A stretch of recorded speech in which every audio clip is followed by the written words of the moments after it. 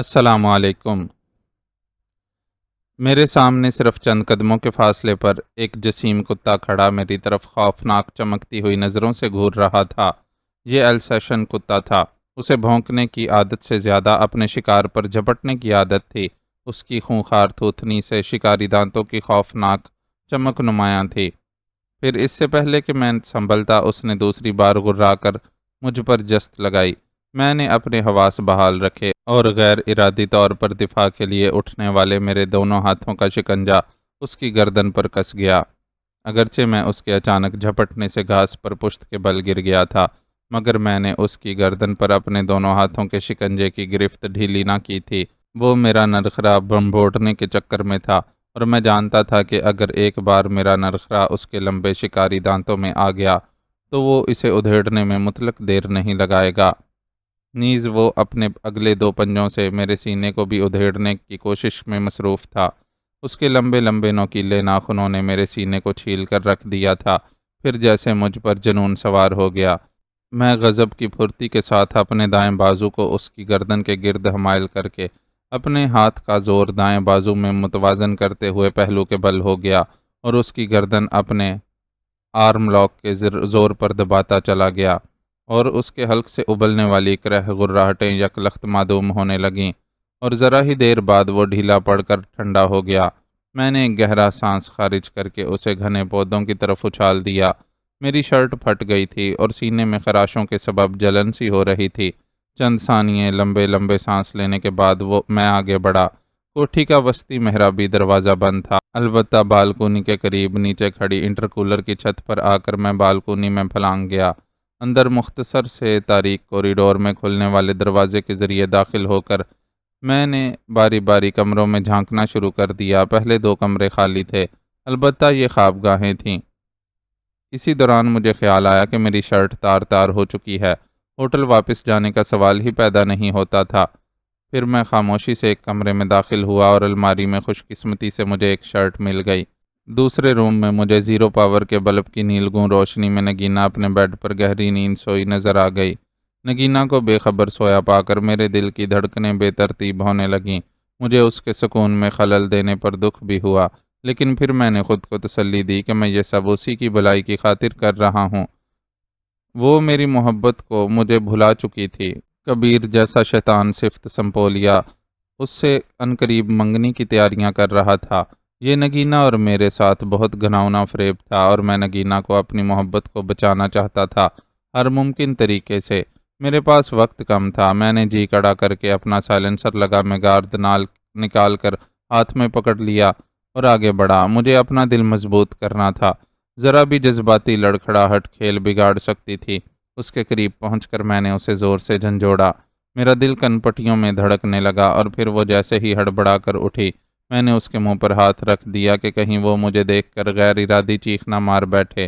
مجھے دیکھ کر اس کی آنکھیں خوف سے پھیل گئیں۔ مجھے افسوس ہونے لگا کہ ان سرمگی اور مد بھری آنکھوں میں میرے لیے محبت کا سمندر موجزن ہوتا تھا، مگر آج وہ محبت جیسے انکا ہو گئی تھی۔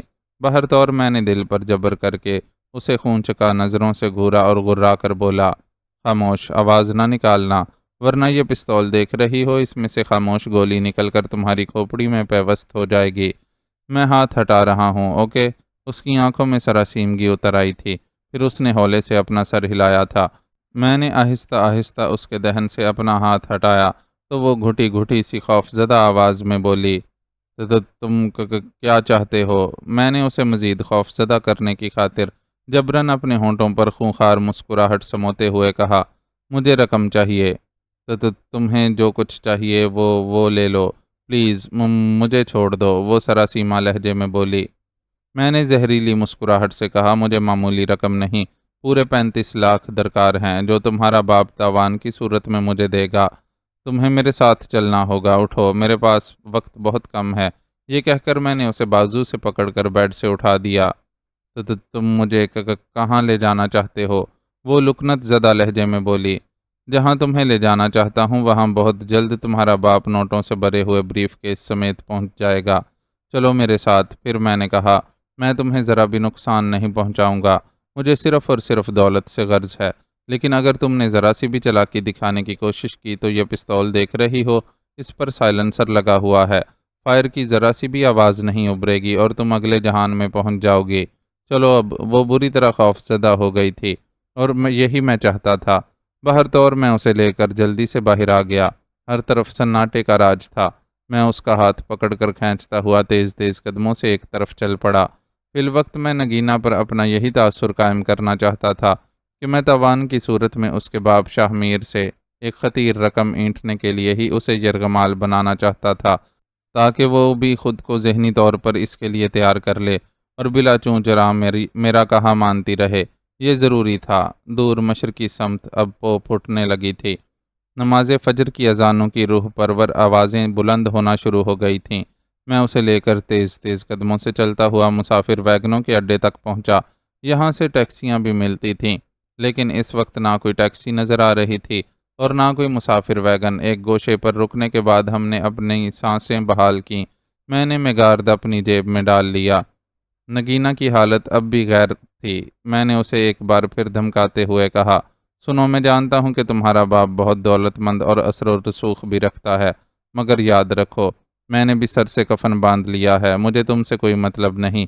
مجھے صرف 35 لاکھ کی اشد ضرورت ہے تاکہ میں اپنی بیمار اور محبوب بیوی کا بیرون ملک علاج کروا سکوں، کیونکہ میں اس سے شدید محبت کرتا ہوں۔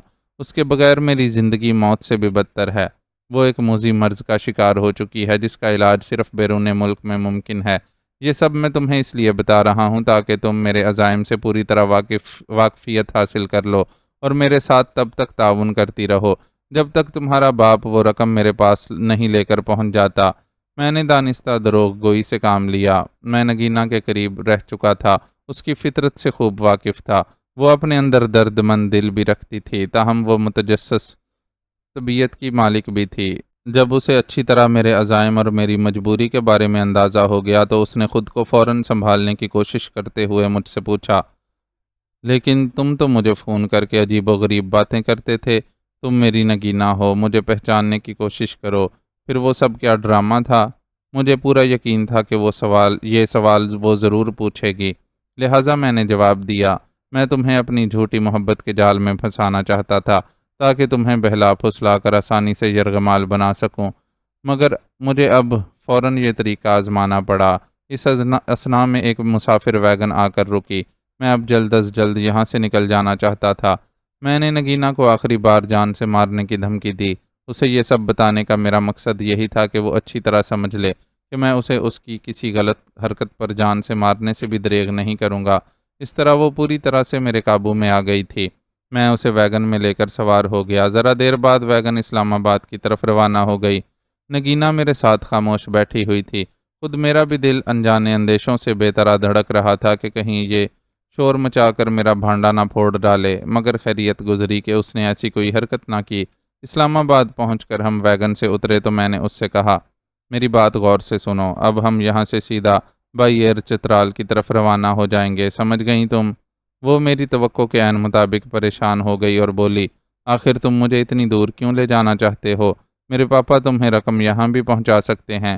میں نے کچی گولیاں نہیں کھیلی ہیں، میں نے زہریلی مسکراہٹ سے کہا، یہاں تمہارے باپ کا سکہ چلتا ہے، وہ یہاں کی پولیس انتظامیہ کو اپنے ساتھ ملا کر میرے خلاف کارروائی کرا سکتا ہے، لیکن چترال جیسے دور دراز علاقے میں وہ میرا کچھ نہیں بگاڑ سکتا، اس لیے کہ میرا اصل ٹھکانہ بھی وہی ہے۔ میرے خلاف کوئی جال وہاں نہیں بچھا سکتا۔ مجھے تمہاری یہ منطق سمجھ میں نہیں آ رہی، نگینا نے جھنجھلا کر کہا۔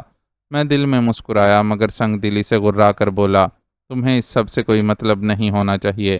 میں اپنے تحفظ کے لیے وہی کروں گا جو بہتر لگے گا۔ تم اپنی چونچ بند رکھو۔ میں نے اپنی رسٹ واچ میں دیکھا، فلائٹ کی روانگی میں 1 گھنٹہ باقی تھا۔ میں نے ٹیکسی کروائی، نگینا کے ساتھ عقبی سیٹ پر بیٹھا اور ٹیکسی والے کو ایئرپورٹ چلنے کا کہا۔ ٹیکسی روانہ ہو گئی۔ جیسے جیسے وقت گزرتا جا رہا تھا میرے اندر کی بے چینی بڑھتی جا رہی تھی، ساتھ ہی میں دزدیدہ نظروں سے نگینا کے چہرے کے تاثرات کو بھانپنے کی کوشش کر رہا تھا۔ اس کے چہرے سے اگرچہ اب ہراس کی کیفیت کم ہونے لگی تھی، لیکن اب اس کی جگہ ایک الجھن آمیز پریشانی ظاہر ہونے لگی تھی۔ اسے غالباً چترال لے جانے والی بات نے الجھن میں ڈالا ہوا تھا۔ مجھے ڈر تھا کہ کہیں یہ عین طیارے میں سوار ہوتے وقت کوئی گل نہ کھلا دے۔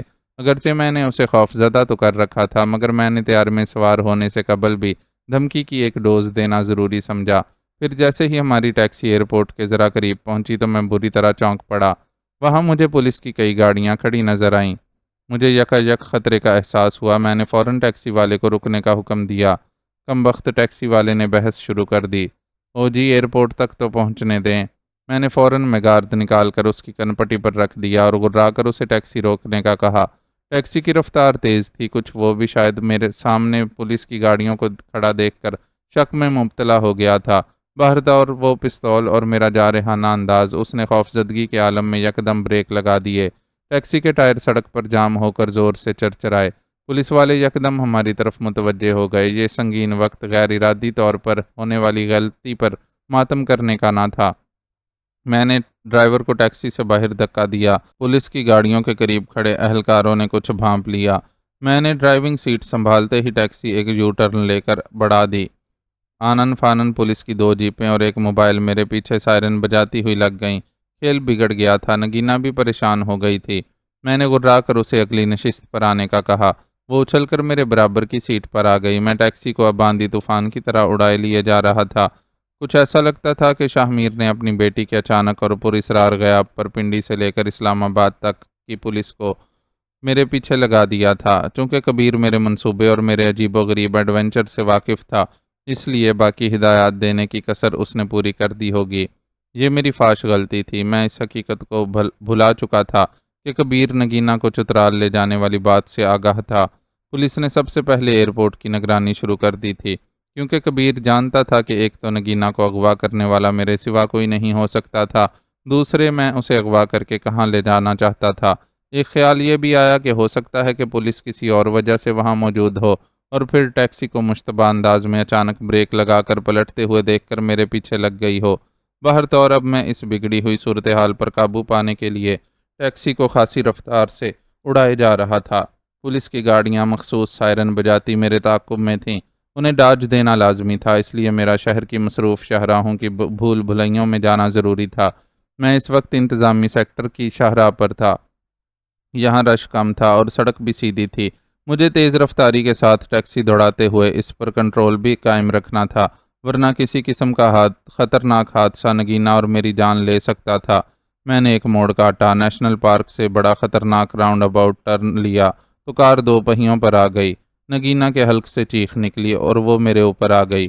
میں نے اسے ایک ہاتھ سے فوراً پرے کیا۔ راؤنڈ اباؤٹ سے گھومتے ہی میں شہر کے وسط میں آ گیا۔ یہاں سے نیشنل اسمبلی کی عمارت نظر آ رہی تھی۔ اس سے ذرا ہی پہلے ایک تنگ سی گلی یا اضافی موڑ دائیں جانب مڑتا تھا۔ میں نے ٹیکسی کی رفتار کم کر کے اس طرف موڑا، پھر سپریم کورٹ کے سامنے سے گزرتے ہوئے راول جھیل کی طرف جانے کے بجائے میں نے ٹیکسی ایمبیسی روڈ کی طرف موڑ دی۔ یہاں کئی ایمبیسیز کے دفاتر تھے۔ اس کے بعد ایک طویل رہائشی سفر شروع ہوتا تھا۔ یہاں کئی موڑ تھے۔ میں نے فوری طور پر 2-3 موڑ کاٹے۔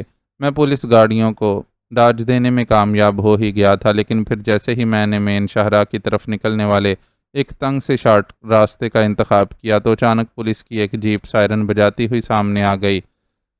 میرا تصادم یقینی تھا۔ وہاں اتنی جگہ نہیں تھی کہ میں ٹیکسی واپس گھما سکتا۔ اس کا مطلب تھا کہ مجھے پولیس سے ٹکرا کر ہی اپنی راہ نکالنی تھی۔ مجھے یقین تھا کہ پولیس والے مجھ پر فائرنگ نہیں کر سکتے، کیونکہ انہوں نے میرے ساتھ نگینا کی جھلک دیکھ لی تھی۔ البتہ جیسے ہی انہوں نے میری ٹیکسی کو رکے بغیر مزید رفتار پکڑتے دیکھا تو جیپ کو یکدم بریک لگا کر پولیس والے بدحواس ہو کر جیپ سے باہر کودنے لگے۔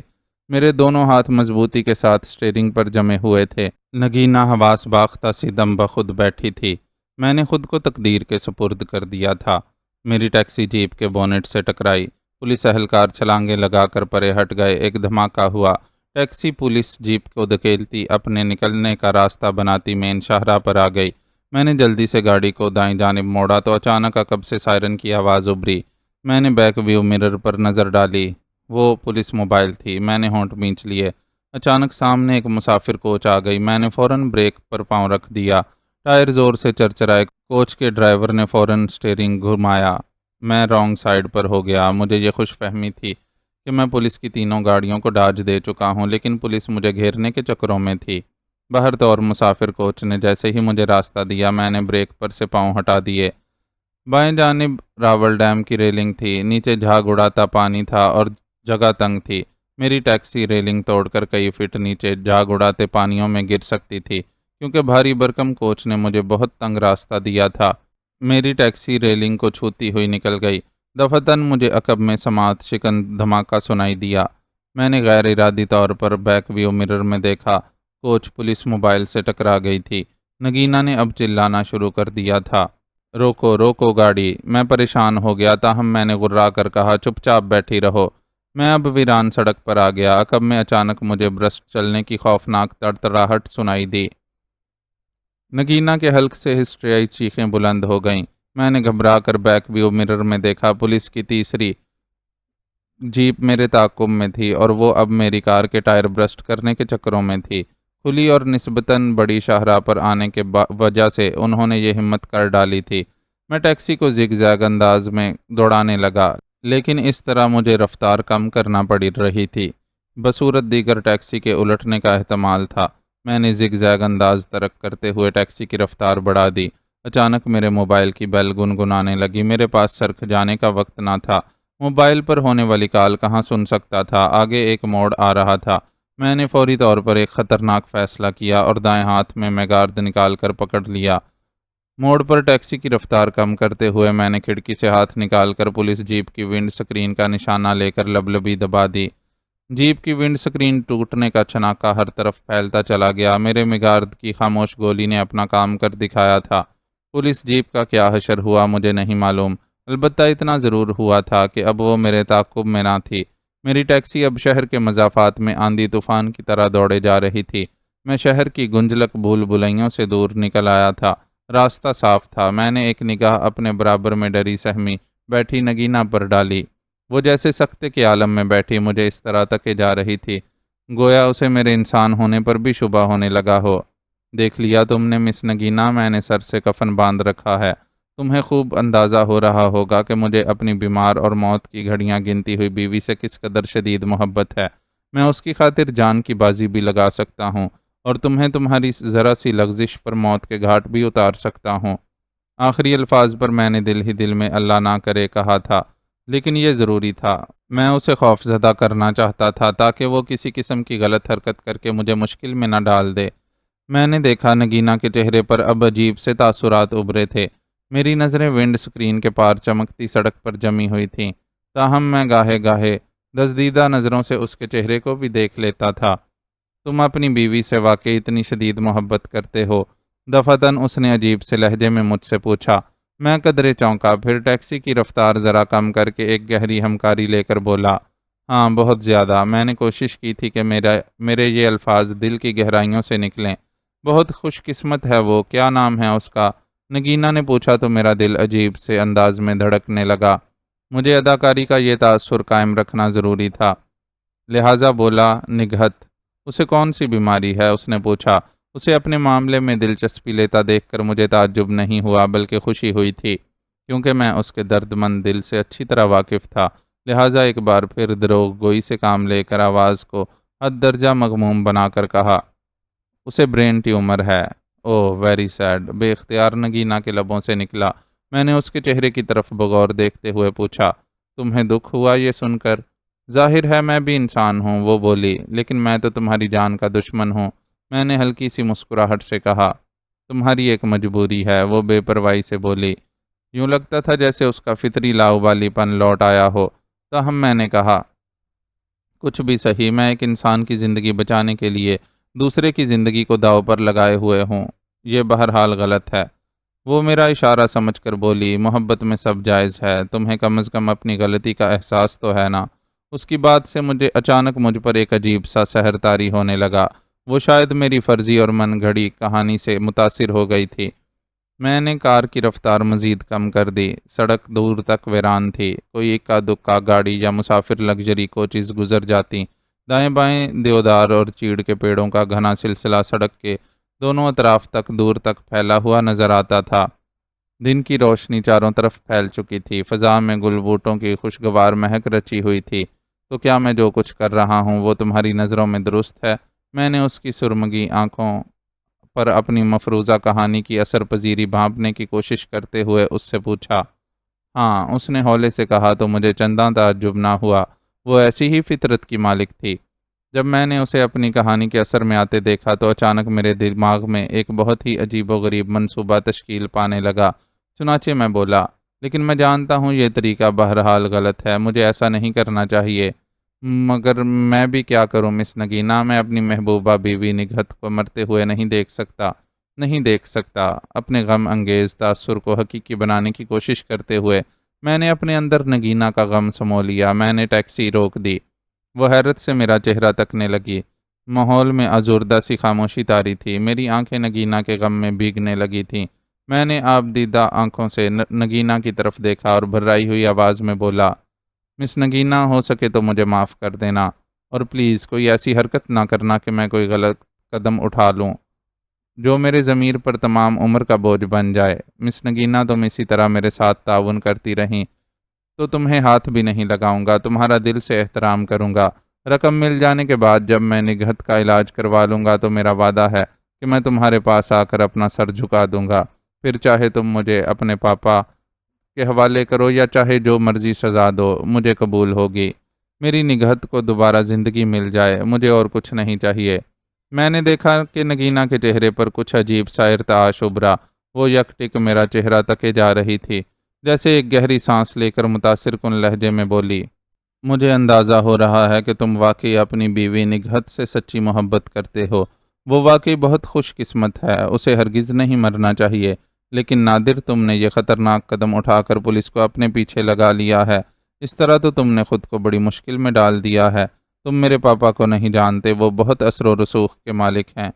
تم نے میرے دکھ کا اندازہ کر کے ثابت کر دیا کہ تم واقعی ایک درد مند اور رحم دل لڑکی ہو۔ اب تو شاید میں واقعی تمہیں کسی قسم کا نقصان نہیں پہنچا سکتا، بلکہ حقیقت یہی ہے کہ میں تمہیں صرف خوف زدہ کرنا چاہتا تھا تاکہ تم بلا چونچرا میرا حکم مانتی چلی جاؤ۔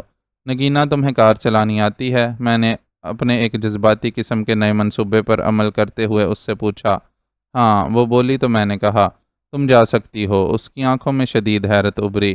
ادھر میں دروازہ کھول کر باہر اتر گیا اور ایک طرف اداس اور مغموم سا چل پڑا اور درخت کے تنے سے اپنی پیشانی ٹکائے رو پڑا۔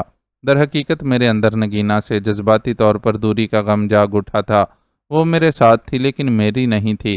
ایک گھناؤنی اور پراسرار سازش کے تحت اس کی لوہے دل سے میری محبت، میرا نام، میرا اعتبار اور میری دیوانہ وار چاہت کو بڑی بے رحمی سے مٹا دیا گیا تھا کہ آج مجھے اس نقش محبت کو اور اس درس محبت کے متن کو دوبارہ رقم کرنے کے لیے یہ خطرناک قدم اٹھانا پڑا تھا۔ میں واقعی اور سچ مچ دل گرفتہ ہو کر رو رہا تھا، جبکہ ٹیکسی میں بیٹھی ہوئی نگینا یہ سمجھ رہی تھی مجھے اپنی فرضی بیوی نگہت کا غم کھائے جا رہا تھا۔ تب پھر اچانک میرے کاندھے پر کسی نے ہاتھ رکھا۔ میں قدرے چونک کر پلٹا۔ میری آنکھوں میں آنسوؤں کی جلملاہٹ تھی اور اس جلملاہٹ میں مجھے نگینا کا رخ روشن دکھائی دیا۔ میرا دل وحشی یک بارگی دھڑکا۔ میرا اندازہ درست ثابت ہوا تھا۔ میں نے نگینا کی نازک طبع اور رحم دلانہ فطرت کا جو بھرپور اندازہ لگایا تھا وہ غلط ثابت نہیں ہوا تھا۔ اسے کیا معلوم تھا کہ میں یہ سب کچھ اسی کی خاطر تو کر رہا ہوں۔ تم گئی نہیں نگینا؟ میں نے جلدی سے اپنے گرم سویٹر کی آستین سے آنسو پونچھتے ہوئے اس سے پوچھا۔ نہیں، وہ لرزی ہوئی آواز میں بولی، لیکن میں نے اس کے لہجے کی مضبوطی کا بھی احساس کیا تھا۔ کیوں؟ میں نے پوچھا۔ کیا تم اپنی محبوب بیوی کا علاج نہیں کراؤ گے؟ وہ عجیب لہجے میں بولی۔ اس کے نرم و گداز ہونٹوں پر پراسرار مسکراہٹ لہرا رہی تھی۔ لیکن تم… میری فکر چھوڑو، سچ پوچھو تو میں تمہاری دکھ بھری کہانی سے اس قدر امپریس ہو گئی ہوں کہ مجھے تمہارا ساتھ دیتے ہوئے خوشی محسوس ہو رہی ہے۔ ایک بالکل ہی الگ تھلگ اور عجیب و غریب ایڈونچر ہے یہ میرے لیے۔ وہ پہلی بار کھل کر مسکراتے ہوئے بولی۔ تمہاری دکھ بھری بپتا سن کر میرے دل میں یہ خیال آیا تھا کہ میں پاپا سے خود ہی کسی طرح رقم کا بندوبست کر کے تمہارے حوالے کر دوں گی، لیکن میں اپنے پاپا کی فطرت سے واقف ہوں۔ اول تو اتنی بڑی رقم شاید کبھی نہیں دیں گے، اگر دیں گے بھی تو یقیناً وہ مجھ سے سب سے پہلے یہ ضرور پوچھیں گے کہ میں اتنی بڑی رقم کس لیے لینا چاہتی ہوں، اور میں شاید اس سلسلے میں انہیں مطمئن نہ کر سکوں۔ اس لیے تمہارے لیے یہی بہتر ہے کہ تم وہی کرو جو کر رہے ہو۔ اس کی بات سن کر میرا دل مسرت سے بلیوں اچھلنے لگا، تاہم میں نے ذرا سی چپ سادے رکھی اور پھر کھلنڈرے پن سے بولی۔ اب کیا ہوا؟ اب تو تمہارے لیے کوئی مسئلہ نہیں رہا۔ تم بہت عظیم ہو، میں تمہارا احسان ساری زندگی نہیں بھلا سکتا۔ ڈرامے میں حقیقت کا رنگ بھرنے کی خاطر میں اس کے قدموں کی طرف جھکنے لگا تو وہ بے اختیار بولی، ارے ارے یہ کیا کر رہے ہو؟ اس نے میرے کاندھے کو تھپ تھپاتے ہوئے ملائمت سے کہا، چلو آؤ دیر ہو رہی ہے، وہ بولی، اور پھر ہم دونوں ٹیکسی میں آ بیٹھے۔ بالکل غیر متوقع طور پر حالات نے اچانک اور بڑے ہی عجیب و غریب انداز میں جذباتی طور پر پلٹا کھایا تھا۔ مجھے یوں لگ رہا تھا جیسے میرے اور نگینہ کے بیچ گم گشتہ تعلق خاطر کی ڈرامائی تجدید ہو رہی ہے۔ یہ جس قدر جذباتی صورتحال تھی اس سے زیادہ دلچسپ اور انوکھی تھی۔ اب میرا کام مزید بہتر ہو گیا تھا، گویا میاں بیوی راضی تو کیا کرے گا قاضی والی بات تھی۔ میں بظاہر نگینہ کو فریب دے رہا تھا، لیکن میرے اس فریب میں ہم دونوں کی بھلائی مضمر تھی۔ اس نے میری مشکل کو مزید آسان کرتے ہوئے مشورہ دیا کہ ہم دونوں سب سے پہلے کسی دوسرے شہر کا رخ کریں اور پھر وہاں سے بذریعہ ٹرین پشاور کی طرف نکل جائیں، کیونکہ ایئرپورٹ اب ہمارے لیے فلیش پوائنٹ اختیار کر چکا تھا، وہاں سختی کے ساتھ چیکنگ ہو سکتی تھی۔ اس کا مشورہ ٹھیک تھا، جس پر عمل کرنے میں کوئی برائی نہیں تھی۔ اب نگینہ میری رہنمائی کر رہی تھی۔ اس نے مجھے بتایا کہ جنڈ نامی اسٹیشن سے ایک ایکسپریس ٹرین جاتی ہے، اس کے ذریعے ہی پشاور تک کا سفر ٹھیک رہے گا۔ میں نے اس بات میں سر ہلا دیا۔ کچھ افراتفری کا عالم رہا تھا کہ ہمارے پاس کھانے پینے کے لیے کچھ نہ تھا۔ تقریباً 20-25 کلومیٹر کے بعد آنے والے پیٹرول پمپ سے میں نے ٹینکی فل کروائی، منرل واٹر کی بوتلیں اور کچھ جوس، بسکٹ وغیرہ کے پیکٹ لیے۔ مجھے جنڈ کا راستہ معلوم تھا۔ کار چلاتے ہوئے میں نے نگینہ سے کہا، نگینہ آپ سے ایک سوال پوچھوں؟ ہاں پوچھو، اس نے میری جانب دیکھ کر کہا۔ آپ جس طرح دو محبت کرنے والوں کی مدد کر رہی ہیں، ضرور آپ کے دل میں بھی کسی نے اس کی قدر و قیمت بٹھائی ہوگی۔ کیا آپ نے بھی کسی سے محبت کی ہے؟ یہ کہتے ہوئے میرے دل کی دھڑکنیں بے ترتیب ہونے لگی تھیں۔ میرے سوال پر اسے ایک پراسرار سی چپ لگ گئی تھی۔ میں نے کنکھیوں سے اس کے چہرے کی طرف دیکھا۔ وہ کسی گہری سوچ میں مستغرق تھی، جیسے اپنے اندر کو کھنگالنے کی کوشش کر رہی ہو۔ پھر گم مگو سے لہجے میں بولی، شاید نہیں۔ کیا مطلب؟ شاید کہنے سے آپ کا جواب اس بات میں ہی محسوس ہوتا ہے۔ میں نے فوراً کہا، ہاں کچھ ایسا ہی لگتا ہے جیسے میں بھی کسی سے بہت شدید محبت کرتی تھی۔ وہ محبت کہیں کھو گئی ہو۔ اس کی آواز میں جتنی دوری تھی اتنی ہی گہرائی بھی تھی۔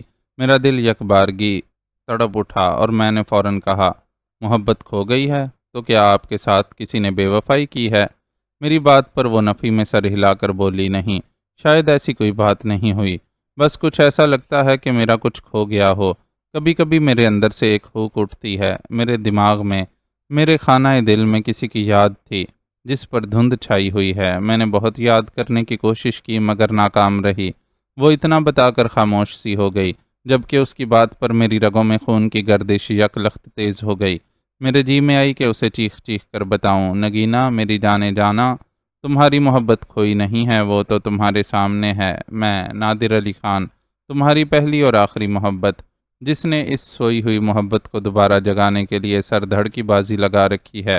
لیکن میں ابھی اس سے یہ کہنا نہیں چاہتا تھا، تاہم میں نے کہا، مس نگینہ کہیں ایسا تو نہیں کہ آپ کے ساتھ کوئی ایسا حادثہ پیش آیا ہو جس نے آپ کی یادداشت، میرا مطلب ہے محبت والی یادداشت کا خانہ محو کر دیا ہو؟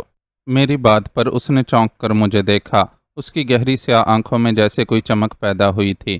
پھر وہ ایک گہری ہمکاری بھرتے ہوئے اپنے سر کو پرسوچ انداز میں تفہیمی جنبش دیتے ہوئے بولی، ہاں کچھ ایسا ہی لگتا ہے۔ اس کے جواب نے میرے شوق کو بڑھاوا دیا۔ میں نے فوراً دھڑکتے دل سے پوچھا، لیکن آپ جس سے محبت کرتی تھیں اس کے ساتھ تو ظاہر ہے کوئی حادثہ پیش نہ آیا ہوگا، پھر اس نے تو یقیناً آپ سے رابطہ کرنے کی کوشش کی ہوگی اور آپ کو اپنی اس محبت کی یاد دلانے کی بھی کوشش کی ہوگی۔ پتہ نہیں، اس نے مختصراً کہا، اور میری امیدوں پر اوس پڑنے لگی۔ میرا خیال تھا کہ وہ فوراً میری باتوں کا ذکر کرے گی، لیکن ایسا نہیں ہوا۔ اس کے دل و دماغ کو میری طرف سے اس قدر گہرائی کے ساتھ ہائپنوٹک سلیپ کر کے مسمرائز کر دیا تھا کہ اسے مجھ سے متعلق پیش آمدہ اور موجودہ کے بارے میں کچھ یاد نہ رہا تھا۔ بہرطور میں نے دل کو مضبوط کر لیا، تقدیر نے میرا یہاں تک ساتھ دیا تھا، انشاءاللہ آئندہ بھی مجھے کامیابی ہی بخشے گی۔ سفر خاموشی سے جاری تھا۔ میں نے اب موجودہ حالات پر غور کرنا شروع کیا۔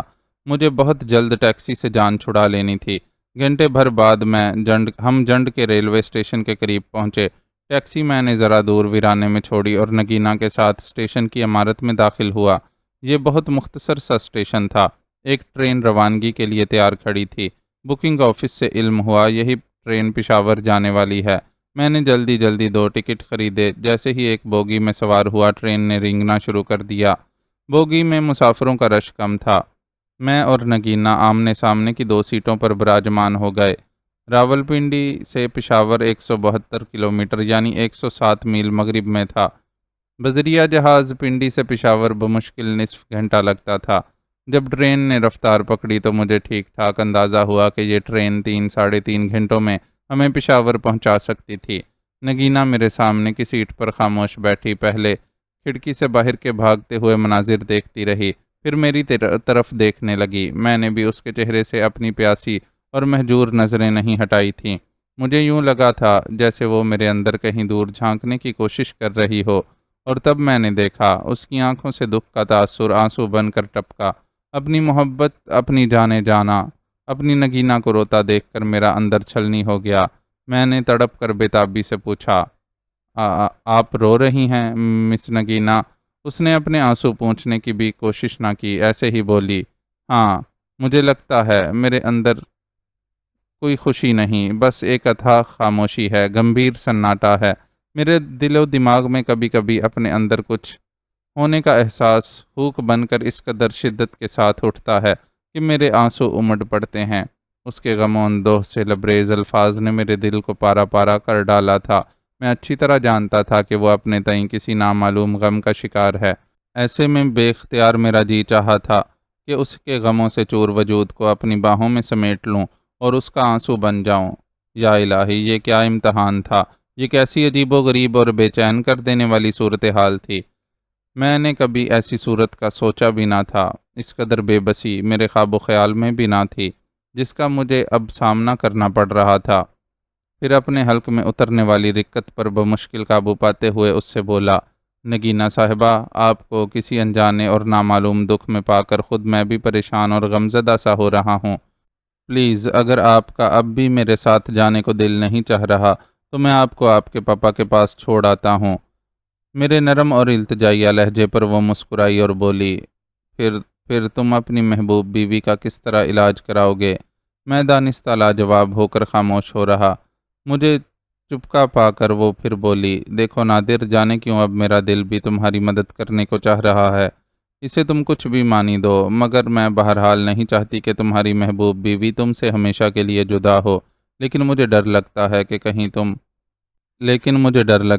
کہیں تم خود کو کسی مشکل میں نہ پھنسا لو اور سب کیا کرایہ دھرا رہ جائے، برباد ہو جائے۔ میں نے اس کی بات پر کہا، نگینا صاحبہ، میں آپ کے جذبہ ہمدردی کی قدر کرتا ہوں، یہ آپ مجھ پر چھوڑ دیں۔ آپ کو معلوم نہیں ہے کہ میں نے شادی سے پہلے نکہت سے بہت طوفانی قسم کا عشق کیا تھا۔ میں اتنا بتا کر ذرا رکا اور کنکھیوں سے اس کے چہرے کا جائزہ لینے لگا۔ میں نے ایک بات محسوس کی تھی کہ وہ میری فرضی محبوب بیوی سے محبت کے متعلق باتوں کو بڑی غیر معمولی دلچسپی سے سنتی تھی۔ آگے کہو نا، تم رک کیوں گئے؟ میری دانستہ ذرا طول پکڑتی خاموشی پر وہ عجیب سی بےتابی سے بولی۔ اس کے اشتیاق کو بھانپتے ہوئے میں نے اثر پذیرانہ لہجے میں کہنا شروع کیا، میرا آبائی گاؤں چترال میں ہے، نگہت میں دوسرے قبیلے سے تعلق رکھنے والی لڑکی ہے۔ میں نے اسے بہت ٹوٹ کر چاہا تھا، مگر اس کے قبیلے سے ہماری بڑی پرانی دشمنی چلی آ رہی تھی۔ ہمارا ایک ہونا ناممکن بن چکا تھا، لیکن ہم دونوں کی محبت نے اسے بالآخر ممکن کر دکھایا اور ہم نے شادی کر لی۔ اب دونوں طرف کے قبیلے ہماری جانوں کے دشمن ہو گئے۔ ہم ان سے بچتے رہے اور اس دوران بڑے کٹھن حالات و مصائب سے گزرے، مگر ہم نے ہمت نہ ہاری۔ بالآخر ہمارے قبیلے کے لوگوں نے تھک ہار کر خود ہی تلاش ترک کر دی اور ہمیں ہمارے حال پر چھوڑ دیا۔ البتہ ہم دونوں کو ہمیشہ کے لیے قبیلے سے ہی نہیں بلکہ علاقے سے بھی بے دخل کر دیا گیا۔ میں نے محنت مزدوری شروع کر دی، اور اب جب ذرا سکھ کے دن آئے تو وہ بیچاری اس موذی اور جان لیوا مرض کا شکار ہو گئی۔ میں نے آخر میں دانستہ اپنے لہجے میں رکت سمولی تھی اور یوں ہی آنسو پونچھنے لگا۔ اچانک نگینا نے میرے کاندھے پر آہستگی سے اپنا ہاتھ رکھ دیا۔ میں نے قدرے چونک کر مغموم سی نظروں سے اسے دیکھا۔ مجھے اس کے چہرے پر ایک عزم کی سی چمک محسوس ہوئی۔ وہ بولی، نادر صاحب، آپ واقعی بہت بہادر اور حوصلہ مند انسان ہیں۔ اگرچہ تقدیر کے آگے کس کا بس چلتا ہے، لیکن آپ نے تو اپنی تقدیر بھی پلٹ کر رکھ دی۔ میں آپ کی اپنی محبوب بیوی سے اس قدر بے لوث اور گہری محبت کی دل سے قدر کرتی ہوں۔ آپ بہت عظیم ہیں۔ نہیں نگینہ صاحبہ، میں ایک خود غرض اور بے ضمیر انسان ہوں۔ میں نے کہا، اپنی غرض کی خاطر میں نے آپ کی زندگی کو بھی داؤ پر لگا دیا۔ اگر میری نگہت کو یہ سب معلوم ہو جائے تو مجھے پورا یقین ہے کہ وہ مجھ سے ناراض ہو جائے گی۔ ارے وہ کیوں؟ اب تو میری اپنی بھی مرضی شامل ہو گئی ہے تمہاری مدد کروں۔ وہ بولی۔ میں نے بھیگی مسکراہٹ سے کہا، کچھ بھی صحیح نگینہ صاحبہ، یہ غلط ہے۔ کسی کی محنت کی کمائی پر اس طرح ڈاکہ ڈالنا کہاں کا انصاف ہے؟ میری بات پر نگینہ بولی، 35 لاکھ کی رقم میرے پاپا کے لیے بہت معمولی رقم ہے۔ اگر تم ان سے 1 کروڑ کا تاوان بھی لو تو میری خاطر وہ تمہیں بڑی آسانی سے دے دیں گے۔ کم از کم اس طرح ایک انسان کی جان تو بچ جائے گی۔ میں نے اپنی گفتگو کو مزید اثر انگیز بناتے ہوئے اس سے کہا، نگینہ صاحبہ، مجھے 1 کروڑ کی نہیں، صرف 35 لاکھ کی ضرورت ہے، اور میں آپ سے یہ وعدہ بھی کرتا ہوں کہ زندگی رہی تو میں یہ رقم آپ کے پاپا کو واپس لوٹانے کی بھی کوشش کروں گا، جو مجھ پر ایک قرض ہوگی۔ اچھا، وہ ہنستے ہوئے بولی، تم بھلا اتنی بڑی رقم کیسے لوٹا سکتے ہو؟ خود کو بیچ کر۔ میں نے کہا، خود کو بیچ کر؟ اس نے چونک کر دہرایا۔ ہاں نگینہ صاحبہ، میں نے سنا ہے کہ بڑے بڑے امیر کبیر لوگ جن کے گردے خراب ہوتے ہیں، وہ بڑے مہنگے داموں مجھ سے ایک گردہ تو خرید ہی لیں گے، منہ مانگے داموں پر۔ میں نے درد بھرے لہجے میں کہا تو نگینہ نے اچانک میرے ہونٹوں پر اپنا ہاتھ رکھ دیا۔ اس کی نرم و نازک مخروطی انگلیوں کا لمس مجھے سرشار کر گیا۔ اگرچہ میں اس محبوب لمس سے واقف تھا، مگر اس لمحے مجھے وہ لمس نہایت اجنبی سا لگا۔ مجھے محسوس ہوا وہ ادھار میں ملنے والا لمس تھا۔ پھر وہ میرے ہونٹوں سے اپنا ہاتھ ہٹا کر بولی، ایسا مت کہو، بس اب تم وہی کرتے جاؤ جو تم کرنا چاہتے ہو۔ میں خاموش ہو گیا۔ ایکسپریس ٹرین دوپہر 2 بجے تک پشاور پہنچ گئی۔ اسٹیشن کے قریب بھی کئی اچھے ہوٹلز تھے، لیکن میں کسی متوقع خطرے کے پیش نظر ریلوے اسٹیشن کے قریب والے ہوٹل میں کمرہ نہیں لینا چاہتا تھا۔ یوں تو میرا ہوٹل میں باقاعدہ ٹھہرنے کا کوئی ارادہ نہ تھا۔ میں تو محض نگینہ کی خاطر تھوڑی دیر کے لیے کسی آرام دہ جگہ پر ذرا سستانا چاہتا تھا، کیونکہ اس کے بعد ہمیں فوراً چترال اور پھر وہاں کے قصبے ایون سے گزر کر وادی کیلاش میں داخل ہونا تھا۔ یہ ایک دشوار گزار مہم تھی۔ وہاں کلاشی آگرم نامی بستی میں اس کلاشی عامل آروپ کو تلاش کرنا مشکل نہ ہوتا۔ میں نے چترال اور وادی کیلاش سے متعلق خاصی تفصیلی معلومات پہلے ہی حاصل کر رکھی تھیں۔ میرا ارادہ تھا پشاور سے چترال بذریعہ جہاز جانے کا تھا، جو محض 50 منٹ کی پرواز پر تھا۔ میں نے اس بارے میں نگینہ کو آگاہ کیا تو اس نے کہا کہ ہمیں یہ سفر بائی روڈ کرنا چاہیے۔ اگرچہ یہ سفر نہایت تکلیف دہ اور تھکا دینے والا ہوتا، اسے شاید فضائی سفر مہنگا لگ رہا تھا، جبکہ میرے پاس خطیر رقم موجود تھی۔ مجھے اندازہ تھا کہ آروب نامی عامل نگینہ کے علاج کے لیے کوئی بھی مطالبہ کر سکتا ہے۔ نگینہ کے ڈرامائی تعاون سے مہم کا پہلا مرحلہ کامیابی سے طے ہوا تھا، اس لیے مجھے اس کی طرف سے کوئی فکر نہ تھی، اور اسی لیے میری خواہش تھی کہ ہم جلد از جلد چترال روانہ ہو جائیں، اور اس مقصد کے لیے فضائی سفر سب سے زیادہ مناسب تھا۔ ہم دونوں اسٹیشن کی عمارت سے باہر نکلے۔ مسافروں کا خاصا ہجوم نظر آ رہا تھا۔ عمارت کے باہر خاصی چہل پہل تھی۔ میں نگینہ کا ہاتھ تھامے اپنے اطراف کا چوکنا نظروں سے جائزہ لیتا ہوا ایک ٹیکسی کی طرف بڑھا اور ٹیکسی ڈرائیور سے یادگار چوک چلنے کا کہا۔ میرے اور نگینہ کے پیسنجر سیٹ پر بیٹھتے ہی ٹیکسی چل پڑی۔ پشاور بڑا پر رونق شہر ہے۔ ٹیکسی گورنمنٹ ہاؤس کمپنی باغ سے گزرنے لگی۔ میرے لیے پشاور میں بھی خطرہ تھا، بلکہ ہر جگہ اور ہر علاقے میں پولیس انتظامیہ اور دشمنوں کا خطرہ بدستور لٹکتی تلوار کی طرح موجود تھا، کیونکہ شاہ میر کوئی معمولی شخص نہ تھا، وہ اثر و رسوخ کا مالک تھا۔ پھر سب سے اہم خطرہ کبیر کا تھا، جو میرے عزائم اور میری آئندہ مہم سے بخوبی واقف تھا، اس لیے مجھے ہر لمحہ بے حد محتاط رہنے کی ضرورت تھی۔ ہماری ٹیکسی جو ہی قصہ خوانی بازار کی طرف جانے والی سڑک سے مسجد مہابت خان کی طرف مڑنے لگی تو اچانک مجھے تعقب کا احساس ہوا، کیونکہ جیسے ہی ٹیکسی نے ایک موڑ کاٹا تو مجھے اپنے عقب میں بھی ایک گہرے سبز رنگ کی ہائی روف مڑتی ہوئی نظر آئی تھی۔ اسے دیکھتے ہی مجھے یاد آ گیا کہ میں اسے خاصی دیر سے اپنے پیچھے دیکھ رہا تھا۔ میں نے ان میں سوار افراد کو دیکھنے کی کوشش کی مگر ناکام رہا۔ تب میں اپنے تعقب کا یقین کرنے کی خاطر ٹیکسی ڈرائیور کو دانستہ مختلف شاہراہوں پر گھماتا رہا اور پھر ایک پر رونق دکان کے سامنے اسے رکنے کا کہا۔ اس نے ٹیکسی روک دی۔ میں نے عقب میں گردن گھما کر دیکھا، سبز رنگ کی وہ ہائی روف غائب تھی۔ میں نے ایک طویل سانس کھینچی اور اتر کر سٹور میں داخل ہو گیا۔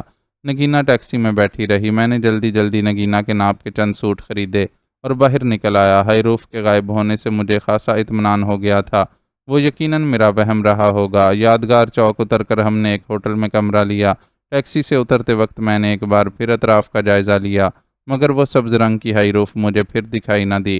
کمرے میں پہنچ کر میں نے اسے تازہ دم ہونے کو کہا اور وہ ملحقہ غسل خانے میں داخل ہو گئی۔ اس کے جانے کے بعد میں نے باہر سڑک کی طرف کھلنے والی کھڑکی سے جھانکا تو میری سانسیں سینے میں اٹکنے لگیں۔ مجھے سبز رنگ کی وہی حیروف کھڑی نظر آ گئی۔ پھر میں نے اس میں سے دو افراد کو نیچے اترتے دیکھا تو جیسے میں دوسرا سانس لینا بھول گیا۔ دل جیسے یک بارگی میری سائیں سائیں کرتی کن پٹیوں میں دھڑکنے لگا۔ میں ان دو افراد کی ایک جھلک دیکھ کر ہی پہچان گیا تھا۔ وہ کبیر اور کالا ناگ تھے، بلکہ کالا ناگ کو دیکھ کر تو جیسے میری رگوں میں اکائی لہو کی جگہ لاوا اچھلنے لگا۔ انہوں نے بڑی چالاکی سے مجھے ڈاج دیا تھا۔ انہیں شاید بروقت یہ احساس ہو گیا تھا کہ مجھے اپنے تعاقب کا ادراک ہو چکا ہے۔ یہاں انہوں نے عارضی طور پر خود کو میری نظروں سے اوجھل کر دیا تھا، لیکن میں اب بغور ان پر نظر رکھے ہوئے تھا۔ میرا اندازہ درست نکلا تھا۔ کبیر نے فوراً ہی اپنے یارغار کالا ناگ سے رابطہ کیا تھا اور شاید ان دونوں نے ہی میرا راستہ کھوٹا کرنے کی کوشش کی تھی۔ کالا ناگ لاہور کے گجر چوک کا معروف بدماش تھا، جبکہ کبیر میرے عزائم سے پوری طرح واقف تھا۔ یہی سبب تھا کہ دونوں کا یہاں پایا جانا اچنبھے کی بات نہ تھی۔ میں ابھی یہ دیکھنا چاہتا تھا کہ وہ کرتے کیا ہیں۔ اس وقت وہ دونوں ہائی روف کے باہر کھڑے تھے اور کالا ناگ کان سے موبائل لگائے کسی سے باتیں کر رہا تھا۔ میرے اندر زبردست ہلچل مچی ہوئی تھی۔ مجھے تشویش ہو رہی تھی کہ یہ دونوں ابھی تک ہوٹل کی عمارت کے اندر کیوں نہیں داخل ہوئے۔ تب ذرا دیر بعد کالا ناگ نے موبائل آف کر کے جیب میں رکھا، پھر وہ کبیر سے باتیں کرنے لگا۔ میں کسی قدر فاصلے کے باوجود واضح طور پر دیکھ رہا تھا کہ دونوں کے چہرے جوش سے تمتما رہے تھے۔ میں بھی اپنی جگہ سے ہلے بغیر ان پر نظریں جمائے ہوئے تھا۔ مجھے حیرت تھی کہ وہ دونوں ہوٹل سے باہر کیوں کھڑے تھے۔ انہیں تو اندر آ کر مجھ سے حساب کتاب نمٹانے کی کوشش کرنی چاہیے تھی۔ اچانک میرے دماغ میں ایک جھماکا سا ہوا، کہیں ایسا تو نہیں کہ کالا ناگ مقامی پولیس کو ہمارے بارے میں آگاہ کر رہا ہو۔ ابھی میں نے اتنا ہی سوچا تھا کہ اسی وقت ایک کار تیزی کے ساتھ ان کے قریب پہنچ کر ہلکی سی چرچراہٹ کے ساتھ رکی۔ میں ٹھٹکا، میری نظریں اسی طرف جمی ہوئی تھیں۔ کار میں سے 4 لہیم شہیم اور تنومند افراد برآمد ہوئے۔ اپنی سرخ و سفید رنگت کے باعث وہ مقامی دکھائی دے رہے تھے۔ کار سے اتر کر وہ کالا ناگ کی طرف بڑھ گئے۔ کالا ناگ انہیں ہوٹل کے اندر کی طرف اشارہ کرتے ہوئے کچھ بتانے لگا۔ ان چاروں کے مؤدبانہ انداز سے ظاہر ہوتا تھا کہ وہ لوگ کالا ناگ سے بخوبی واقف تھے اور یقیناً کسی مقامی بدماش کی ہدایت پر گجر چوک کے نامی گرامی کالا ناگ کی مدد کرنے یہاں پہنچے تھے۔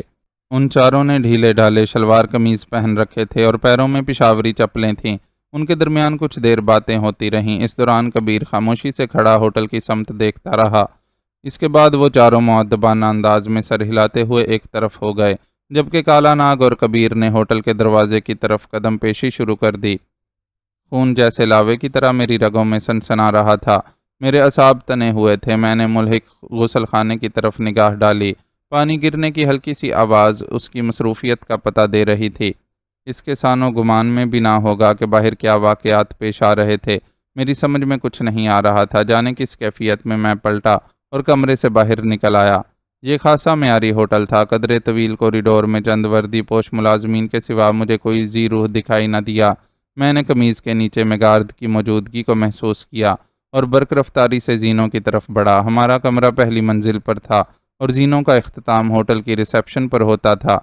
میں بصد احتیاط زینے تک پہنچا اور ذرا نیچے اتر کر میں ٹھٹک کر ریلنگ سے چپکا کھڑا رہ گیا۔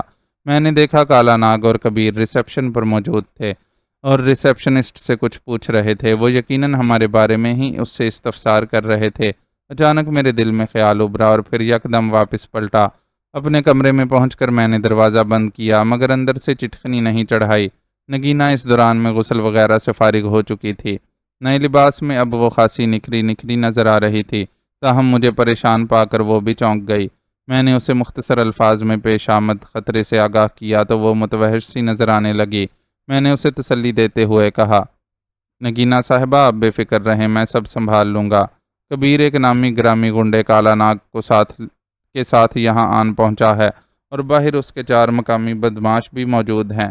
یہ کہہ کر میں جلدی سے اسے کھڑکی کی طرف لایا اور نیچے موجود ان 4 مقامی لہیم شہیم افراد کی جھلک دکھائی۔ میں نے تو تم سے پہلے ہی کہا تھا کہ یہاں رکنے کی بجائے آگے نکل جاتے ہیں، مگر تم نہیں مانے، وہ بولی۔ تاہم میں نے اسے تسلی دی، میں ان پر قابو پا لوں گا، آپ اتنا کریں کہ باتھ روم میں چلی جائیں، وقت کم ہے۔ وہ حیران پریشان سی باتھ روم میں داخل ہو گئی۔ اسی وقت مجھے بیرونی کوریڈور میں قدموں کی آہٹ سنائی دی۔ میں کسی زخمی چیتے کی طرح دروازے کے قریب لپکا اور سانس روک کر دائیں جانب دیوار کے پاس کھڑا ہو گیا۔ ٹھیک اسی وقت دروازہ ایک دھماکے سے کھلا اور کالا ناگ دھڑ سے اندر داخل ہوا۔ اس کا خیال تھا کہ دروازہ اندر سے بند ہوگا، اس لیے اس نے غالباً دروازے کو لات مارنے میں پوری طاقت صرف کر دی تھی، مگر دروازہ کھلا ہونے کے باعث وہ اپنی ہی جھونک میں اندر گھستا چلا آیا۔ میں نے اس کی پشت پر ایک زوردار لات رسید کر دی، جس کی وجہ سے وہ دیوار سے جا ٹکرایا۔ کبیر نے مجھ پر جھپٹنے کی کوشش کی تو میں نے اسے بھی اندر رگید لیا۔ میری پوزیشن چونکہ ایک اغوا کنندہ مجرم کی سی تھی، اس لیے مجھے بہرحال یہ سب خاموشی سے نمٹانا تھا۔ ان کے اندر داخل ہوتے ہی میں نے دروازہ بند کر دیا۔ اب کمرے کا یہ محدود ماحول اکھاڑا بن سکتا تھا۔ کبیر اور کالا ناگ میری طرف بڑی کینہ نظروں سے گھور رہے تھے۔ میں نے اپنا سائلنسر لگا میگارد نکال لیا۔ کبیر تو میرے ہاتھ میں پستول دیکھ کر تشویش میں مبتلا ہو گیا تھا، جبکہ کالا ناگ کے چہرے پر کسی تشویش کا شائبہ تک نہ تھا۔ وہ بدستور شعلے برساتی نظروں سے مجھے گھورے جا رہا تھا، پھر دانت پیس کر نفرت انگیز لہجے میں بولا، نادر اس کھلونے کو جیب میں رکھ لو، تمہارا کھیل ختم ہو چکا ہے۔ اسے بھی شاید میری پوزیشن کا اندازہ تھا کہ میں اس وقت مجرم تھا اور پولیس سے چھپتا پھر رہا تھا۔ میں نے اس کی یہ خوش فہمی رفع کرنے کی غرض سے غرا کر کہا، کسی بھول میں نہ رہنا کالا ناگ، تمہاری موت تمہیں یہاں کھینچ کر لائی ہے، میں اپنے ماموں کے قاتل کو معاف نہیں کر سکتا۔ یہ کہتے ہوئے میں نے پستول والا ہاتھ اٹھا کر اس کی مکروہ سے آپیشانی کا نشانہ لے کر ٹرائگر دبانا چاہا کہ اس نے استہزائیہ مسکراہٹ سے جیسے مجھے یاد دلاتے ہوئے کہا، نادر مت بھولو کہ میرا تم پر جاں بخشی کا قرض ہے، تم تو دشمنی میں بھی ایک معیار کے قائل ہو۔ بھول گئے میری بات؟ میں نے تم سے کہا تھا نا کہ ہماری دشمنی خالصتاً اپنے زور بازو پر ہوگی۔ اس آتشی ہتھیار سے تو کوئی گیدڑ صفت بزدل بھی شیر جیسے بہادر کو بآسانی ہلاک کر سکتا ہے۔ اس کی بات نے مجھے لمحہ بھر کو دم بخود کر دیا۔ میں اس کی یہ بات جھٹلا نہیں سکتا تھا کہ اس نے مکش پور والی مہم کے دوران جب میں اس کے پستول کی گولی کے رحم و کرم پر تھا مجھے چھوڑ دیا تھا، مگر ساتھ ہی یہ دھمکی بھی دی تھی کہ وہ میرے اپنوں کی لاشوں کا منظر مجھے دکھانے کے بعد ہلاک کرے گا۔ یہ ایک طرح سے اس کی ایک قسم تھی۔ تاہم میں نے کہا، کالا ناگ ٹھیک ہے، آج میں تمہارا وہ قرض بھی اتارے دیتا ہوں، لیکن یہ بھی اب کان کھول کر سن لو کہ آج کے بعد میں تمہیں زندہ نہیں چھوڑوں گا۔ یہ کہہ کر میں نے اپنا میگارد واپس اڑس لیا۔ اسی وقت کالا ناگ نے پھرتی کے ساتھ اپنی جیب میں ہاتھ ڈالا۔ میں اس کی خباثت سے اچھی طرح واقف تھا، اس لیے احتیاط کا دامن ہاتھ سے نہیں چھوڑا تھا۔ اس نے جو ہی اپنا پستول باہر نکالا، اس سے پہلے ہی میں نے میگارد سے اس کے پستول والے ہاتھ پر فائر کر دیا۔ میرے خاموش پستول سے گولی نکلی اور کالا ناگ کے ہاتھ سے پستول چھوٹ کر پرے جا گرا۔ میں اب تمہارا قرض اتار چکا ہوں، میں نے خونچکا غراہٹ سے کہا، اور ہاں، اگر تمہیں شیر بننے کا اتنا ہی شوق ہے تو کتوں کے ساتھ میرے مقابلے پر نہ آنا، میں ان کے ساتھ تمہارا بھی برا حشر کروں گا۔ گجر چوک والے اڈے میں تمہیں بشیر چیرا کا انجام یاد ہوگا۔ اب تم ہوٹل کے باہر موجود ان 4 کتوں کو لے کر دفان ہو جاؤ۔ بس اب تم اپنی بکواس بند کرو۔ یک کبیر کی سرد آواز ابھری۔ میں کالا ناگ سے الجھ کر اسے یکسر فراموش کر بیٹھا تھا۔ میں اس کی طرف پلٹا اور اپنی جگہ تھم کر رہ گیا۔ اس کے ہاتھ میں لمبی نال والا پستول نظر آ رہا تھا۔ مجھے نگینہ ملے یا نہ ملے، مگر تم آج زندہ نہیں بچو گے، اس نے شفاق لہجے میں کہا اور ٹرائگر دبا دیا۔ کبیر کے تیور خطرناک تھے۔ مجھے اس کی آنکھوں میں وہی وحشیانہ چمک دکھائی دے رہی تھی جو شکار کو دیکھ کر درندوں کی آنکھوں میں اتر آتی ہے۔ اس نے بلا توقف اپنے پستول کا ٹرائگر دبا دیا تھا۔ اس کا یہ عمل اس قدر غیر متوقع تھا کہ میں کچھ بھی نہ کر سکا۔ کمرے کے فضا میں کھٹکے کی آواز گونجی، پھر کچھ بھی نہ ہو سکا۔ وہ اپنے اناڑی پن اور غیر معمولی جوش کے باعث پستول کا سیفٹی کیچ ہٹانا بھی بھول گیا تھا۔ میرے لیے بس اتنا ہی موقع کافی تھا۔ میں زخمی درندے کی طرح اس کی طرف بڑھا اور بڑے وحشیانہ انداز میں اسے رگیدتا ہوا دیوار سے جا ٹکرایا۔ اس کے سر کے عقبی حصے پر دیوار سے ٹکراؤ کے باعث لگنے والی ایک ہی شدید ضرب نے اسے نڈھال کر دیا۔ اس کے ساتھ میرے برستے مکوں اور لاتوں نے اس کا رہا سہا دم خم بھی نکال دیا۔ کبیر سے مار کارروائی کے دوران میں گجر چوک کے بدنام ہسٹری شیٹر کالا ناگ سے بھی غافل نہیں تھا۔ تاہم حیرت انگیز طور پر اس نے کوئی حرکت نہیں کی۔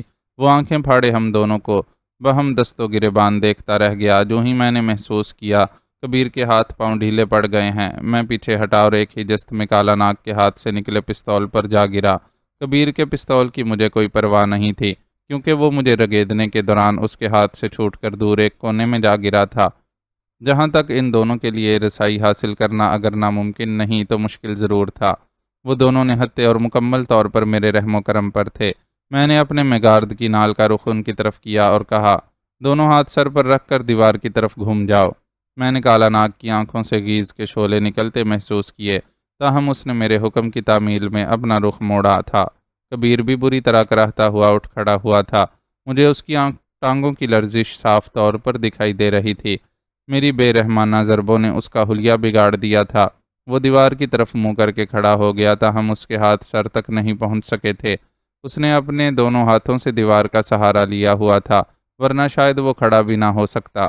میرے دل میں آئی ان دونوں کے ہاتھ پاؤں باندھ دوں، مگر فوری طور پر اپنے قریب مجھے ایسی کوئی شے نظر نہیں آ سکی جسے اس مقصد کے لیے استعمال کیا جا سکتا۔ وہ دونوں دیوار کی طرف منہ کیے کھڑے تھے، اس لیے میری نگاہ غسل خانے کے دروازے کی طرف گئی۔ وہ بآواز کھل گیا تھا اور وہاں نگینہ حیران نظروں سے کھڑی یہ سب دیکھ رہی تھی۔ میں نے ہونٹوں پر انگلی رکھ کر اسے چپ رہنے کی ہدایت کی اور اشارے سے بلایا۔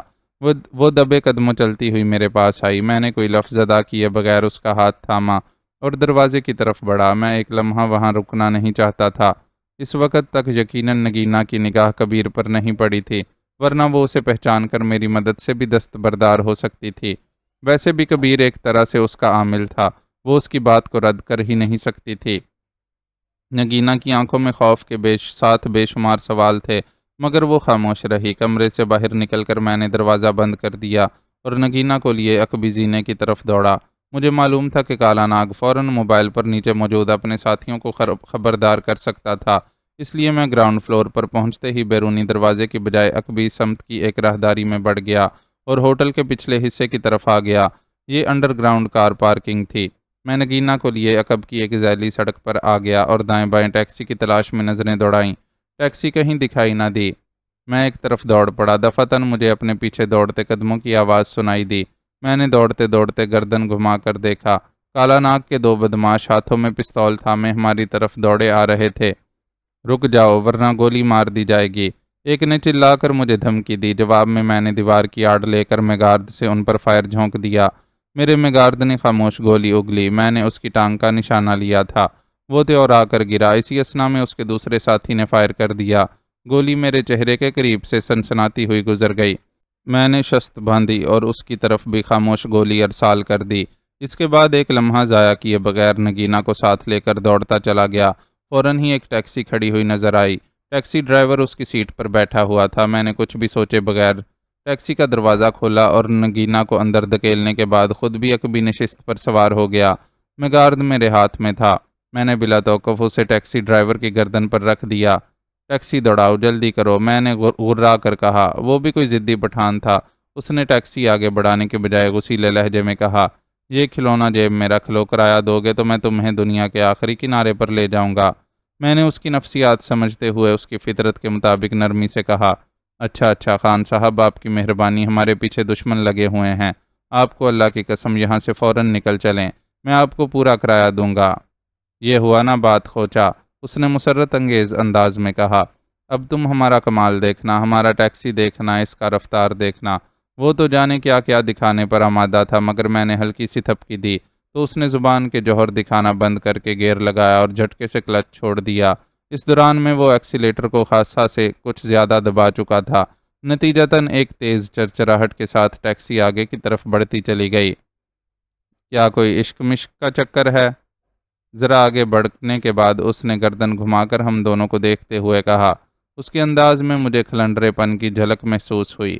ہاں لالا، ایسا ہی سمجھ لو۔ میں نے اس کی جرح سے بچنے کے لیے اس کی تائید کرنا ضروری سمجھا۔ خوچا، فکر ماں کو، ہم تمہارے ساتھ ہے۔ ام نے بھی گل بدن سے ایسا ہی مارا ماری کا عشق کیا تھا، اس نے ہنستے ہوئے کہا۔ میں اس کی نفسیات کو سمجھتے ہوئے توصیفی انداز میں بولا، پھر تو لالا تم ضرور کامیاب ہوا ہوگا اپنے عشق میں، اس لیے ہم پر یہ مہربانی کر رہے ہو۔ ہاں، وہ اس بات میں سر ہلاتے ہوئے بولا۔ گل بدن شاید اس کی کوئی محبوبہ تھی۔ جو اب اس کی بیوی بن چکی تھی، وہ ٹیکسی دوڑانے لگا۔ میں بار بار عقب میں دیکھے جا رہا تھا، تب پھر اچانک میں نے اسی سبز رنگ کی ہائی روف کو تعاقب میں آتے دیکھا۔ میں نے اپنے ہونٹ بھینچ لیے، پھر خان ڈرائیور سے کہا، لالا، دشمن ہمارے پیچھے آ رہے ہیں، سبز رنگ کی گاڑی میں۔ پوچھا، سبز رنگ کیا ہوتا ہے؟ اس نے الجھ کر پوچھا۔ نسواری رنگ کا گاڑی بابا۔ او اچھا اچھا، ایسا بولو نا، پر تم بے فکر رہو، ہمارا سائے تک بھی نہیں پہنچے گا، اس نے کہا اور ٹیکسی کی رفتار بڑھائی۔ اب وہ بھی گاہے بگاہے بیک ویو مرر میں دیکھتے ہوئے ٹیکسی دوڑائے جا رہا تھا۔ لالا، تم بہت بہادر اور خدا ترس آدمی نظر آتے ہو، ہمارے دشمن بہت خطرناک اور چالاک ہیں، کیا تم انہیں چکر دے سکو گے؟ میں نے کسی خیال کے تحت اس سے کہا۔ بصورت دیگر خود میرا ارادہ ڈرائیونگ سیٹ سنبھالنے کا تھا۔ اس کی رگ پھر پھڑک اٹھی۔ او خدائی خوار، تم ام کو بالکل ہی پھٹیچر سمجھتا ہے۔ ام تمہیں بتاتا ہے کہ ام بھی گل بدن کے ساتھ ایسا ہی مارا ماری والے حالات سے گزر چکا ہے۔ اچھا اچھا لالا، تمہاری مہربانی، میں نے جلدی سے کہا، مجھے ڈر تھا کہ کہیں وہ ٹیکسی ہی نہ روک لے۔ اچانک عقب سے گولیوں کی بھیانک تڑتڑاہٹ ابھری۔ ٹیکسی اس وقت مین شاہراہ کی طرف مڑ رہی تھی۔ ایک کان پھاڑ دھماکہ ہوا اور میرا دل دھک سے رہ گیا۔ ٹیکسی کا ٹائر برسٹ ہو گیا تھا۔ ٹیکسی بے قابو ہو کر سڑک کے کنارے بنے اوپن ایئر ہوٹل کے احاطے میں داخل ہو گئی۔ یہاں لوگ کرسیوں پر بیٹھے ہوئے تھے۔ وہ فائرنگ اور ٹائر برسٹ کے دھماکوں پر ہماری طرف متوجہ ہوئے۔ پھر ٹیکسی بے قابو اپنی طرف آتے دیکھ کر اٹھ دوڑے۔ شکر تھا کہ خر دماغ ڈرائیور نے فوراً سٹیئرنگ پر قابو پاتے ہوئے ٹیکسی روک دی۔ میں نگینا کا ہاتھ پکڑے پھرتی کے ساتھ دروازہ کھول کر باہر لپکا۔ گولیوں کی ایک بوچھاڑ نے ہمارا ناکام تعاقب کیا تھا۔ میں جھکا جھکا دوڑتا ہوا ہوٹل کے احاطے سے دوسری طرف نکل گیا۔ ہمارے آس پاس راہگیروں کی چیخو پکار پھیل گئی۔ بڑی زبردست ہڑبونگ مچی ہوئی تھی۔ میں جانتا تھا کہ دشمن نگینا کی بجائے صرف مجھے ہی نشانہ بنانا چاہتے تھے۔ میں اندرون شہر مصروف بازار کی طرف بڑھ گیا۔ یہ یادگار چوک کا بہت معروف اور مصروف بازار تھا۔ دوپہر میں بھی یہاں خاصا رش نظر آتا تھا۔ میں ایک دکان میں گھس کر دوسری طرف نکل آیا، مگر پھر دوسرے ہی لمحے مجھے ٹھٹک کر رکنا پڑا۔ سامنے سے کالا ناگ اپنے ایک ساتھی کے ساتھ دوڑتا ہوا دکھائی دیا۔ ان کا رخ میری ہی طرف تھا۔ ان کے ہاتھ خالی تھے۔ مجھے تو ہتھیار بند کالا ناگ اور کبیر سے کبھی خوف محسوس نہیں ہوا تھا۔ اس وقت تو خیر وہ نہتہ نظر آ رہا تھا، لہٰذا میرا حوصلہ کئی گنا بڑھ گیا۔ تاہم میں اس موقع پر اس سے براہ راست ٹکراؤ نہیں چاہتا تھا۔ اس کی وجہ نگینا کا میرے ساتھ ہونا تھا۔ میں نے اسے غچا دینے کے لیے اطراف میں دیکھا۔ ایک موٹر سائیکل سوار شخص موٹر سائیکل سے اتر کر اسے سٹینڈ کرنے والا تھا۔ میں لپک کر اس کے پاس پہنچا اور اسے طوفانی دھکا دیا۔ اس اچانک افتاد نے اس کے اوسان خطا کر دیے اور وہ بے خبری کے عالم میں زمین پر لڑکھنیاں کھانے لگا۔ ایک لمحہ ضائع کیے بغیر میں نے کک لگائی۔ موٹر سائیکل سٹارٹ ہو گئی۔ اس وقت تک نگینا میرے پیچھے بیٹھ گئی تھی۔ میں نے ایک جھٹکے سے بائک آگے بڑھا دی۔ راہگیروں کو راہ سے ہٹانے کی غرض سے میں مسلسل ہارن بجا رہا تھا۔ اس کے علاوہ کلچ، لیور اور ایکسیلیٹر کے ماہرانہ استعمال کے باعث موٹر سائیکل کے انجن کی تیز کرخت اور بھیانک آواز بھی وہاں موجود لوگوں کو دہلا رہی تھی۔ وہ گھبرا کر دائیں بائیں ہوتے جا رہے تھے۔ میں تیزی کے ساتھ مین شاہراہ پر آ گیا تو سامنے سے سبز رنگ کی ہائی روف کو آتے دیکھا۔ ڈرائیونگ کالا ناگ اور کبیر کے گرگے کے ہاتھوں میں تھی، جبکہ پیسنجر سیٹ پر کبیر بیٹھا ہوا تھا۔ میں نے چلا کر نگینا کو مضبوطی سے سیٹ پر جمے رہنے کی تاکید کی اور ایک پاؤں سڑک پر رکھ کر بائک کے بریک پر پاؤں رکھ دیا۔ بائک کا پچھلا پہیہ جام ہوا اور وہ تیزی سے گھوم گئی۔ میں نے دوبارہ ایکسیلیٹر کو گھمایا اور بائک پچھلے ٹائر پر الٹ ہو گئی، مگر میں نے مضبوطی سے ہینڈل پر قابو پائے رکھا۔ بائک گرجتی ہوئی آگے کو دوڑی۔ دوسرے لمحے میں سن ہو کر رہ گیا۔ سڑک کے عین بیچوں بیچ مردود کالا ناگ اپنے لمبے چوڑے وجود کے ساتھ ٹانگیں مضبوطی سے سڑک پر جمائے ہاتھوں میں پستول تھامے کھڑا تھا۔ پستول کی نال کا رخ میری طرف تھا۔ بدحیت ہونٹوں پر بڑی شفاف مسکراہٹ تھی، لیکن میں نے بھی اپنی بائک کی رفتار کم نہ کی۔ میرے ارادے دیکھ کر اس پر بدحواسی طاری ہو گئی تھی۔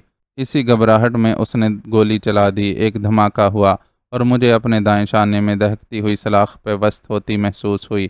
میرے حلق سے غیر ارادی کرہ خارج ہو گئی۔ میرے عقب میں بیٹھی ہوئی نگینا نے بھی ہراساں ہو کر چیخ ماری تھی۔ میں نے اپنے اوسان بحال رکھے اور کالا ناگ کے قریب سے زن سے گزر گیا۔ میرا دایاں شانہ زخمی ہو چکا تھا، اس میں گولی پہ وسط تھی۔ تکلیف کی شدت سے دائیں بازو کی طاقت سلب ہونے لگی تھی، لیکن میں نے بائک کی رفتار کم نہ کی۔ میرے زخمی شانے سے خون بہہ رہا تھا، مگر مجھے اس کی پرواہ نہ تھی، میں تو صرف نگینہ کو لے کر اس ڈینجر سپاٹ سے نکل جانا چاہتا تھا۔ معزز ناظرین و سامعین، لائک، کمنٹس اور شیئر ضرور کریں۔ شکریہ۔